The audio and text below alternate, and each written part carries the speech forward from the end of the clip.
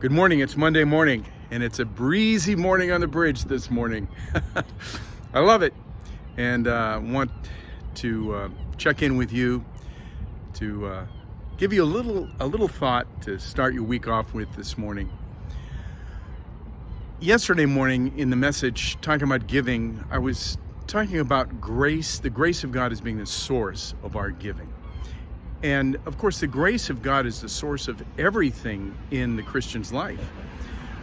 It's the source of everything we do, everything that we think, and everything that we say. Because of course, we are nothing without the grace of God. Everything comes from God. This morning, I wanted to talk to you about the things that we say, about our speech. And the verse I want to share is from Colossians chapter 4, where the apostle says, let your speech always be full of, you guessed it, grace, full of grace, seasoned as it were with salt, that you may know how to answer everyone. This week, beginning today, you're going to be having conversations with a lot of different people. They might be family members, friends, strangers. It might be over the phone, might be in person, but you're going to be making decisions about the things that you say. And so Socrates, the great Greek philosopher, shared three principles that are really universal principles, very biblical, but I think they came from him, and maybe you've heard them before, but I wanted to remind you of them this morning. These are questions you can ask yourself before you open your mouth, because as James says in his letter in the first chapter, he says, the tongue is a fire. It is, the things that you say when you open your mouth can be damaging, can be hurtful to others. So we need to be careful about what we say. So here are three tests. Socrates suggests that we ask three questions. First of all, is it true? Is what you're about to say or share with someone, is it true? Or is it something you've just heard from someone else and you really don't know if it's true, but it's too good not to share, and so you go ahead and share it? Or is it something you read on the internet and you decide you're going to pass it on? But is it true? That's an important question, because when we intentionally or unintentionally share something that is not true, it can be hurtful. It can be slanderous. It can take the form of backbiting or gossip.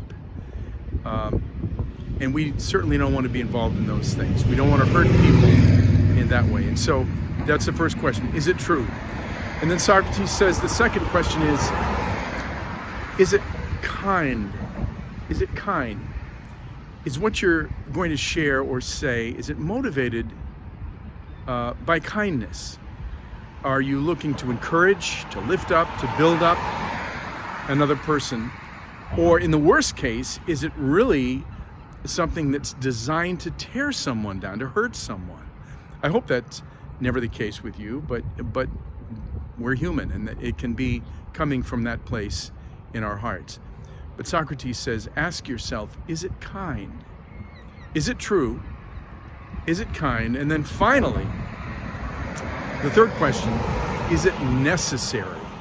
Boy, that rules out a whole lot of what we say, isn't it? Because we can just kind of open the mouth and run off at the mouth with things that aren't necessary. They're not needful. And so that's worth asking.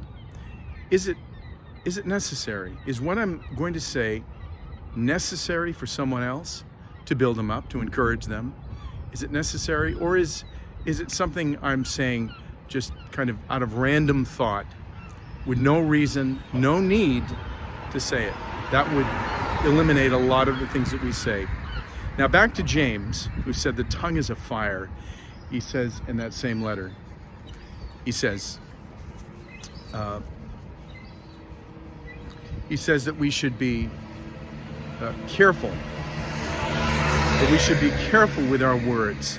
He said, let everyone be slow to speak and quick to hear, or quick to hear and slow to speak. Quick to hear what it is that God is saying. Quick to hear what other people are saying before you ever choose to say anything. So we should be good hearers before we speak. So be quick to hear what God is saying to you this morning. Be slow to speak. Ask those questions before you have any conversation. Is it true? Is it kind? Is it necessary? So, hope that helps. It helps me this morning to put that in my mind. Now this week, again on Wednesday at 7 p.m., hope you'll join us. The 3 questions are on this flock note that we'll be talking about as we go a little bit deeper into Sunday's message. So, hope you're there with us and hope you have a great start to your week. God bless.